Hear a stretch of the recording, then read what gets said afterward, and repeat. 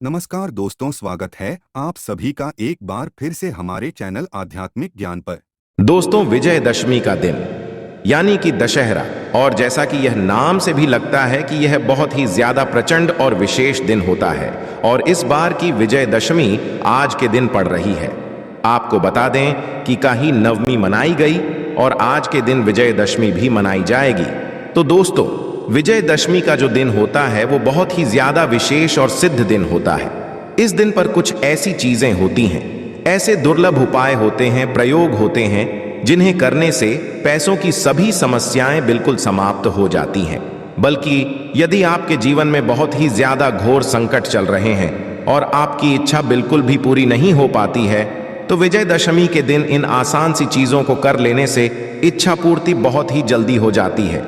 विशेष करके यदि आपको अपने जीवन में सदैव ही हार मिलती हुई आई है और बहुत मेहनत करने के पश्चात भी कुछ भी प्राप्त नहीं हो पाया है, तो विजयदशमी का दिन केवल आपके लिए है। तो ऐसे में इस दिन को बिल्कुल भी खाली ना जाने दें। बहुत सारे लोगों को पता नहीं होता है कि इस दिन पर क्या विशेष चीजें करनी चाहिए। तो आज के इस वीडियो में हम आपको बताएंगे विस्तार से कि कौन कौन सी चीजों को आप कर सकते हैं, कौन कौन सी चीजों को अपने घर लेकर आ सकते हैं, जिससे विजयदशमी का भरपूर लाभ उठाया जा सके। तो सबसे पहला जो प्रयोग है वो ये है कि यदि आपके जीवन में शत्रु बहुत ही अधिक है और शत्रुओं ने आपका जीना मुश्किल कर दिया है, क्योंकि काफी लोग हमसे इस बारे में पूछते ही रहते हैं कि उनके जीवन में ऐसे शत्रु हो गए हैं जो आए दिन उनका मन का सुख और चैन बिल्कुल छीनते ही रहते हैं।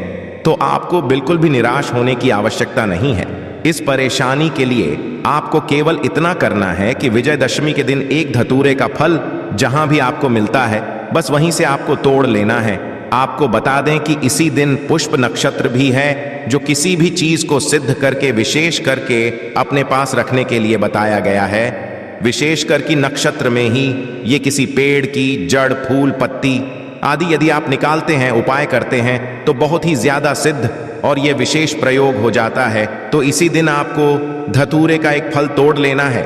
आप एक से अधिक भी तोड़ सकते हैं। यदि आपके जीवन में शत्रु बहुत ही ज्यादा अधिक है तो आपको 8 धतूरे के फल तोड़ लेने हैं। कहीं से भी ये आसानी से मिल जाते हैं।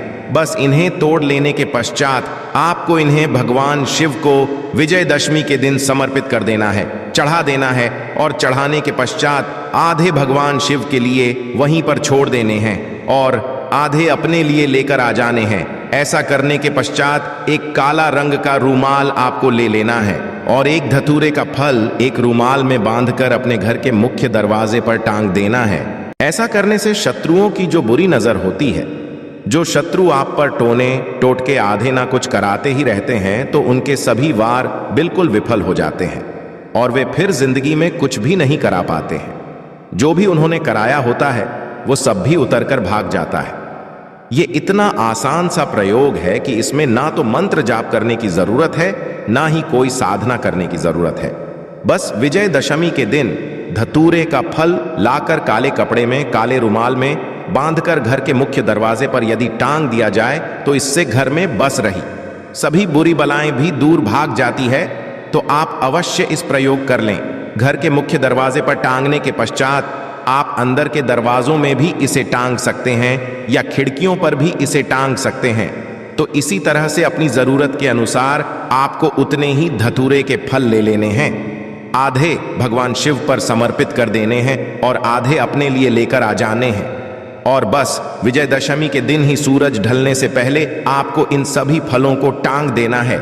जैसे ही आप इन सभी फलों को टांगेंगे, एकदम से ही अपनी एनर्जी को बढ़ा हुआ पाएंगे, आपके घर में बढ़ जाएगी और जो भी संकट आपके जीवन में चल रहे हैं वह बिल्कुल समाप्त हो जाते हैं। इसी प्रयोग को करने से राहु केतु के दुष्प्रभाव भी समाप्त हो जाते हैं। कि जैसा कि हमने अपने पिछले वीडियोस में भी बताया है कि राहु केतु के दुष्प्रभाव जिस भी व्यक्ति पर होते हैं वह अपना खुद का ही दुश्मन बन जाता है और अपने ही हाथों से अपनी जिंदगी को बिगाड़ने लग जाता है। उसे कुछ पता चल ही नहीं पाता है कि क्या अच्छा है और क्या बुरा है। केवल बुरे डिसीजन, गलत डिसीजन ही वह लेता रहता है और इसी तरह से बिल्कुल अंधकार में ही पहुंच जाता है। तो यह राहु केतु के दुष्प्रभाव के लिए भी बहुत ही ज्यादा अचूक प्रयोग है। अब दूसरा जो उपाय है, यदि आपके जीवन में आपको नौकरी नहीं मिल पाती है या फिर धन की व्यापार की समस्या सदैव बनी रहती है, आपका व्यापार ढंग से नहीं चलता है, तो विजयादशमी के दिन आपको एक चांदी का सिक्का खरीद लेना है। विशेषकर कि चांदी के सिक्के के साथ आपको काली हल्दी मिल जाती है तो और भी ज्यादा अच्छा है, और काली हल्दी नहीं मिलती है तो सिंदूर भी ले सकते हैं। अब बस आपको एक लाल रुमाल में सिंदूर को डालकर चांदी का सिक्का उस पर रख देना है और थोड़े से चावल उस पर डाल देने हैं। चावल डालने के पश्चात एक गुलाब का फूल आपको उसमें रख देना है और इसकी पोटली को बनाकर आपको विजयदशमी के दिन अपनी तिजोरी में रख लेना है। ऐसा करने से घर में बरकत बनने लग जाती है, और यदि आपका व्यापार नहीं चलता था तो इससे व्यापार भी बहुत ही ज्यादा दुगनी तेजी से चलने लगता है और धन की और पैसों की समस्या बिल्कुल घर से और जीवन से गायब हो जाती है। और नौकरी के लिए इसी प्रयोग को आपको पोटली बनाकर अपने सिरहाने रखकर रोजाना सोना है।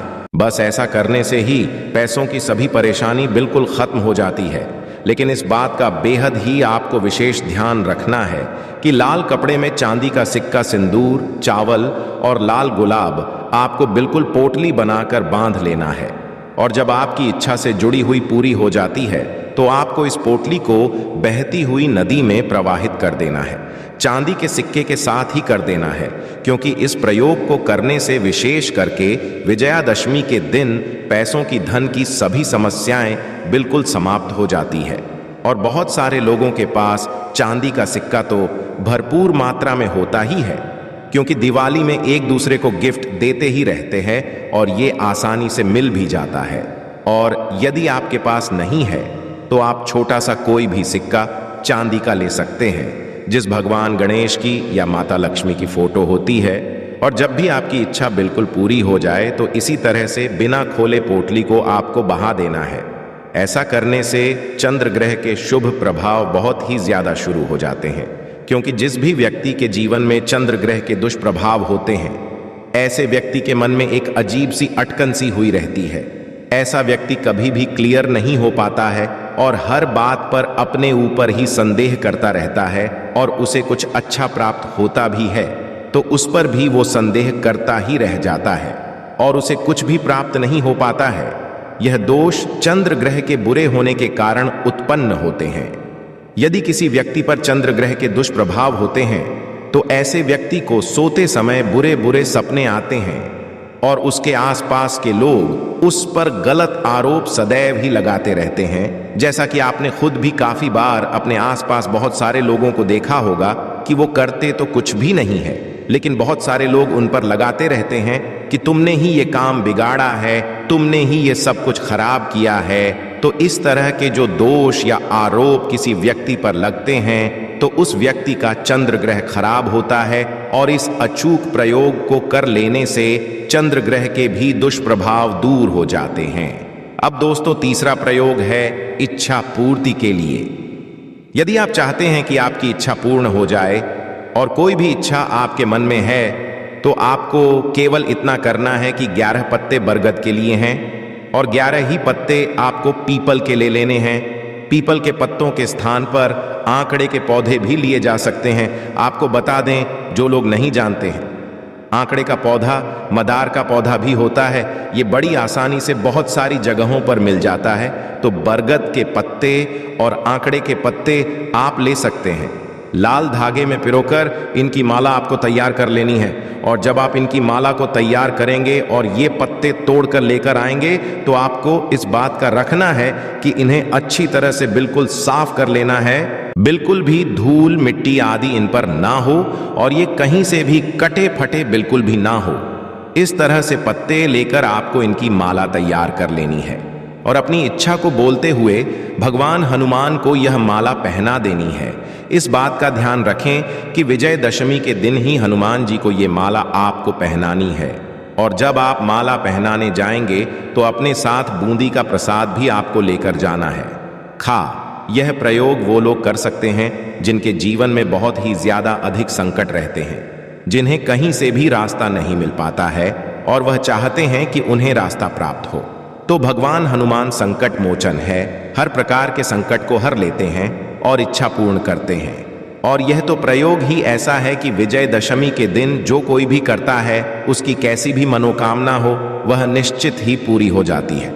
बस आपको माला बनाते समय भगवान राम का नाम जाप करते रहना है और इसीलिए आपको सिंदूर का चोला अपने साथ लेकर जाना है। सिंदूर में चमेली का तेल मिलाकर आप भगवान हनुमान के लिए मंदिर में अर्पित कर सकते हैं, जिससे भगवान हनुमान को आपके नाम से चोला चढ़ाया जा सके। इस तरह से आपको ये संपूर्ण प्रयोग करना है। सिंदूर का चोला, चमेली का तेल और ये माला आपको भगवान हनुमान को विजयदशमी के दिन भेंट चढ़ा देनी है और बस अपनी मनोकामना भूलकर आ जाना है। इस बात का बेहद ही विशेष ध्यान रखना है कि जब आप इस प्रयोग को तो आपको कर लेने के पश्चात बिल्कुल सीधा अपने घर आ जाना है। कोई भी आपको बिल्कुल रोके नहीं, टोके नहीं, और यदि आपको कोई रोकता है या टोकता है तो आप बिल्कुल भी उसकी बातों का जवाब ना दें, क्योंकि इससे प्रयोग खराब हो जाता है। तो आपको चुपचाप बिल्कुल अपने घर आ जाना है। इसीलिए दिन का समय चुने जिस समय सब लोग सो रहे होते हैं, जिससे कोई भी आपको बिल्कुल भी डिस्टर्ब ना करे। मंदिर में यह सभी चीजें चढ़ा लेने के पश्चात, इच्छा भूलने के पश्चात आपको अपने घर आकर आप फिर कुछ भी कर सकते हैं। इसी तरह से आपका यह संपन्न हो जाता है। विजयदशमी का दिन प्रचंड दिन है और ये जितने भी प्रयोग हमने आपको बताए हैं ये और भी ज्यादा प्रचंड हैं। तो अवश्य विजयदशमी के दिन यानी कि कल के दिन इन प्रयोग को करके आप लाभ उठाएं। वीडियो को लाइक करके कमेंट बॉक्स में हर हर महादेव, ओम नमः शिवाय लिखना बिल्कुल भी ना भूलें और इस वीडियो को शेयर अवश्य कर दें, जिससे अन्य लोग भी इस जानकारी का लाभ उठा सकें और अपने जीवन में सुख समृद्धि को आकर्षित कर सकें। आशा है कि आज की इस प्रस्तुति में बताई गई जानकारी आपको अच्छे से समझ आ गई होगी। वीडियो अच्छा लगा हो तो एक लाइक अवश्य कर दें। धन्यवाद वीडियो के अंत तक बने रहने के लिए।